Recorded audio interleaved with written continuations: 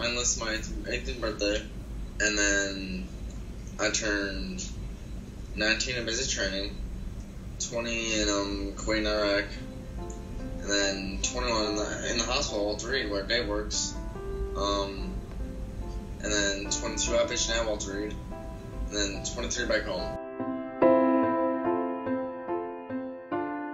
My name is Sergeant Tyler McGibbon, and I was a 19th Delta Cavalry Scout in the U.S. Army.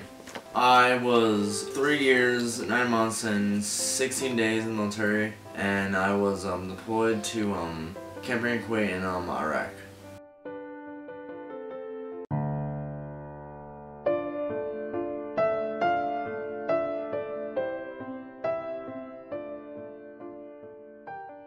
The day was December 21st, 2014. I was at work, and I got this phone call at work.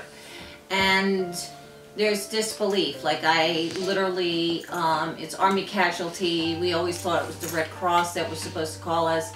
So then we put out investigative, trying to locate people that we would know that might, be able to find out if this was a true statement. And yeah, it was, unfortunately. And the Army was real good. They got us, my husband, my son, my other son, they got us down to Washington, D.C. because we didn't have passports, and then we were flown to Landstuhl, Germany. You're briefed before you go in to see him because they let you know, well, this is what's going to be. They're remarkable in helping you to understand, but even though you don't, they're explaining everything. All you want to do is see him, and then you walk into the room and there's your son on life support. So I was in a coma for 3 months, and when I woke up from my coma, I had to learn every little thing, learn how to walk, how to talk, how to eat, how to drink, every basic thing of life that you take for granted, I had to learn again. You're just all in a mode where you're just going through the motions. Somebody asked me about the plane ride over there. That was probably the hardest plane ride because it was commercial and we were trying to get there. I just wanted to get there. I wanted to see him. It was also Christmas Eve. It was also Christmas Eve. The plane ride back, actually, even though it was on a C-17, was actually easier because he was only a couple of feet away from me. He had a doctor, he had a nurse, he had a respiratory person on the flight back. So even though that may not have been considered the most comfortable ride, it was an easier ride to come home knowing that I had my son. And not like understanding what a coma is and all of the whole aspects. They tell you his eyes opened up, and I literally ran across the parking lot thinking he woke up, but that's not the case. When I came to Walter Reed and started working in the rehab department, it was an eye-opener. I'd never really been exposed to these people with these type of injuries before. And although you hear about it on the news and everything like that, it's not the same as being in person. It's a whole entire process, the whole thing. There's you're sitting there and you're like every beep, every noise, and I took shifts, we went in shifts. There was never a time that Tyler was ever alone. My number one support systems are my mother, my father, and my brother. They were there for me from when I got hurt, through my whole entire recovery, and then even when I came home. I woke up in McGuire VA Hospital in Richmond, Virginia. And then after spending 7 months down there, I then came up to Walter Reed. I spent a while there, and I did countless therapies. And we were talking one day, and he said to me, I'm not the same person I was before I got hurt.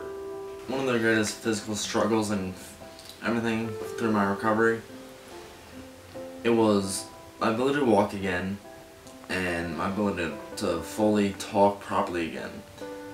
My ability to walk again was because I knew how much I loved the gym and how much that was a part of my life, and I was scared I wasn't going to be able to get to that.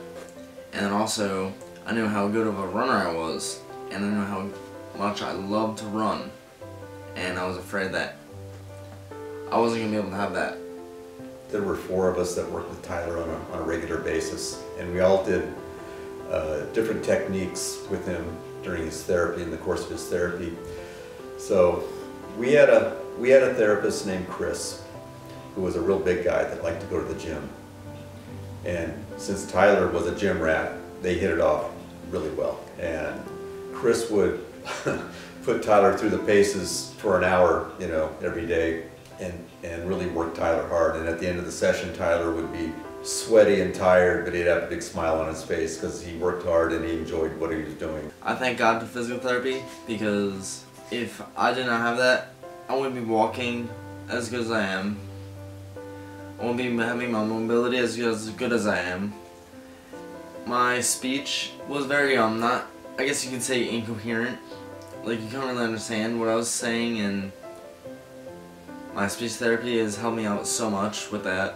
But then one of the hardest struggles mentally for me was definitely when I found out I was going through the med board and I was getting medically retired. That hit me hard. It was terrible for me, but I wanted to better my road still.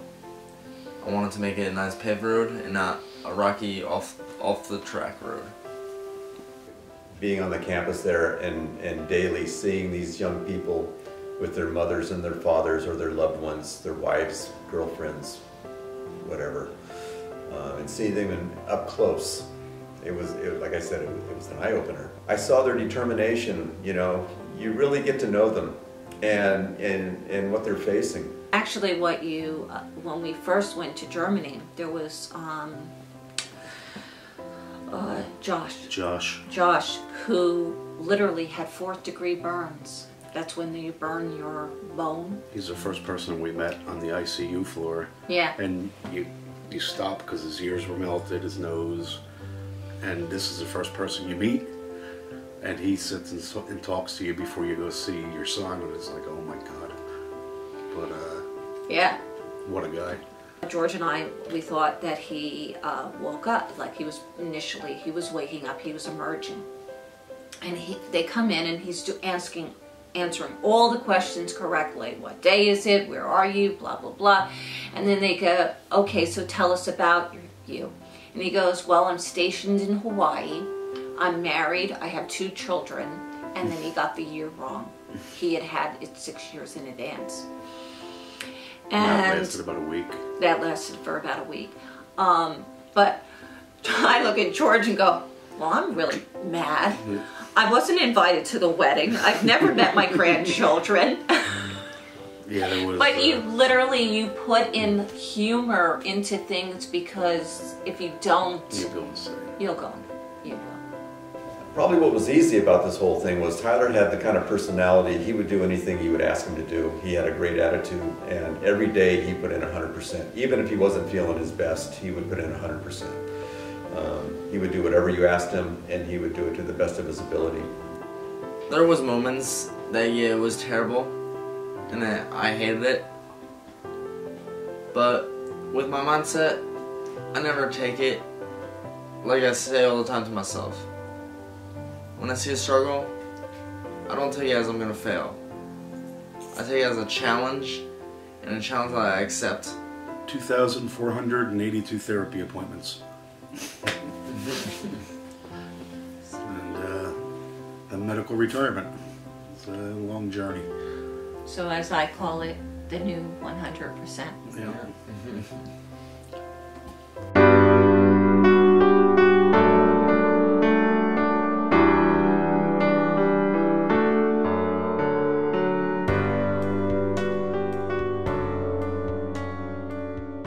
So I had to wait until I got retired to get Trooper. He helps me out, 1 with just being social, and 2 with my seizures, 3 with my mobility, because I'll have off days with my TBI.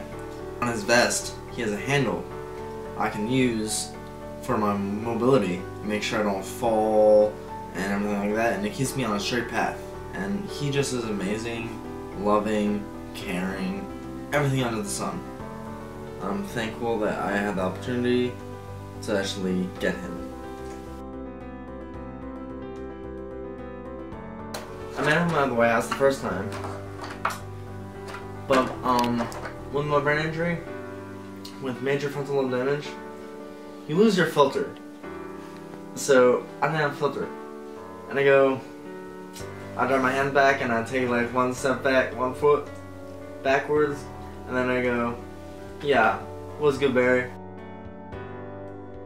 My therapist on the piano, and I'm sitting right next to her, and I'm singing Sonny's part of Sonny in the Chair, I Got You, Babe. And in comes President Obama, jamming out, like snaps his fingers and stuff, and like head down, and like kind of jamming out and stuff. He looks up, and he makes that perfect eye contact with me, and I know you, Taylor. And I go, no, Miss President Tyler. He goes, I'm in the White House. And so I go to shake his hand, and he like kind of smacks my hand on the way a little bit, and like just gives me a hug. He goes, how you been? He remembered him from calling him Barry. He goes, how you been, man? How you been? When he was at Walter Reed, they would come to George and say, hey, can your son talk to so-and-so? He gave them hope. Since his injury, though, he's even more. Somebody said he has like an old soul inside of a young body. My future plans right now, I'm studying psychology in college, and I plan, as soon as I get my degree, I plan on going to FBI Academy, and trying to become a special agent. And then after about 2 years as a special agent, that's when I can apply for an FBI profiler, and I want to be a profiler. And it's just another way that I thought that I could serve. Even though I can serve in the capacity of military-wise, I can serve in another way, and I thought that was one of the best ways I can. I am thankful to my family so much, my friends so much, and all the therapists, especially Dave, just every single person in my recovery that has helped me in some way, shape, or form. I just thank so much, because without them, I wouldn't be here today. I'm glad I truly actually found myself, and I found my inner strength that I knew I had. All my whole entire recovery, that's what I had to deal with, is definitely mental strength. It's not about your physical able body. It's a lot with who you are inside you. Even though no one should go through this stuff, I honestly wouldn't change anything over again, and I would go through this again just because this has shown me more to life than what I knew before.